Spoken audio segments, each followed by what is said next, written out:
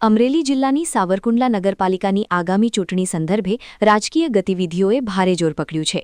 ચૂંટણીમાં સ્પષ્ટ બહુમતી હાંસલ કરવાના લક્ષ્યાંક સાથે અમરેલી જિલ્લા કોંગ્રેસ પ્રમુખ પ્રતાપભાઈ દુધાતના અધ્યક્ષસ્થાને એક મહત્વપૂર્ણ રણનીતિક બેઠકનું આયોજન કરવામાં આવ્યું હતું. આ બેઠકમાં કોંગ્રેસ પક્ષના તમામ 36 ઉમેદવારો ઉપસ્થિત રહ્યા હતા, જેમાં ચૂંટણી પ્રચારને વધુ સઘન બનાવવા, માઇક્રો પ્લાનિંગ અને જનસંપર્ક વધારવા અંગે વિસ્તૃત ચર્ચા કરવામાં આવી હતી. આ બેઠક દરમિયાન સત્તાધારી પક્ષ ભાજપને મોટો રાજકીય ફટકો પડ્યો હતો. સાવરકુંડલા વિસ્તારમાં ભાજપ સાથે સંકળાયેલા અને ભરવાડ સમાજમાં નોંધપાત્ર પ્રભુત્વ ધરાવતા અગ્રણી નેતા ભોળાભાઈએ કોંગ્રેસનો ખેસ ધારણ કર્યો છે. તેમની સાથે વિજયભાઈ ચુડાસમા સહિત ભાજપના અન્ય અનેક સક્રિય કાર્યકર્તાઓએ પણ પક્ષપલટો કરીને વિધિવત રીતે કોંગ્રેસ પક્ષમાં પ્રવેશ મેળવ્યો હતો. જિલ્લા પ્રમુખ પ્રતાપ દુધાતે તમામ નવા સભ્યોને આવકારીને તેમને પક્ષમાં યોગ્ય સન્માન અને જવાબદારી આપવાની ખાતરી આપી હતી. સ્થાનિક સ્વરાજની ચૂંટણી પૂર્વે થયેલા આ પક્ષપલટાથી સાવરકુંડલાના રાજકીય સમીકરણોમાં મોટો બદલાવ આવવાની સંભાવના છે.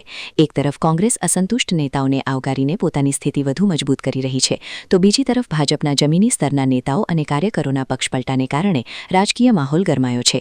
કોંગ્રેસની આ આક્રમક રણનીતિ અને નવા નેતાઓનું જોડાણ આગામી ચૂંટણીના પરિણામો પર કેટલી અસર કરશે તેના પર સમગ્ર પંથકની નજર મંડાયેલી છે.